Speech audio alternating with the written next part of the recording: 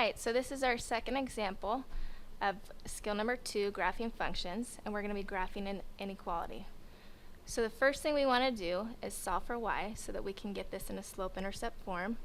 So we're going to subtract x to the other side.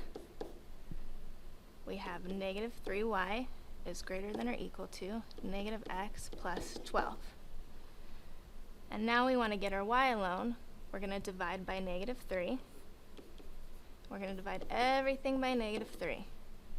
And remember, when we divide or multiply by a negative number, that switches the direction of the inequality. So this now becomes y is less than or equal to positive 1/3, since it's a negative divided by a negative, so positive 1/3 x, and a positive 12 divided by a negative 3 is a negative 4.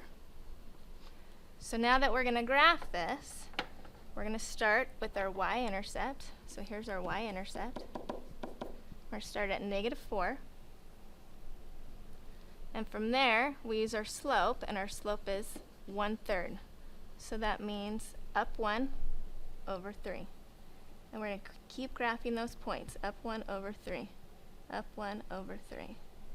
Now you can go in the reverse direction if you want to make your line straighter. So now we have to graph the line, and we need to look at this inequality right here. So if it has a less than or equal to, if it has an equal to sign, it is solid. If it doesn't, it's dotted. Since this has an equal to part on it, we are going to make a solid line.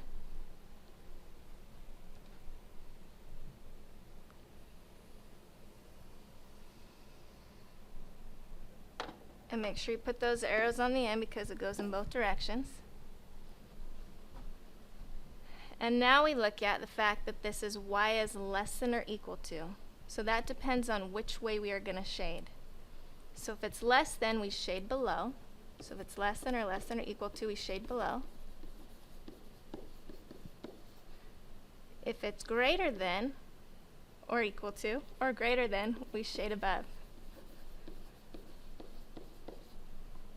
Okay, with our y on this side.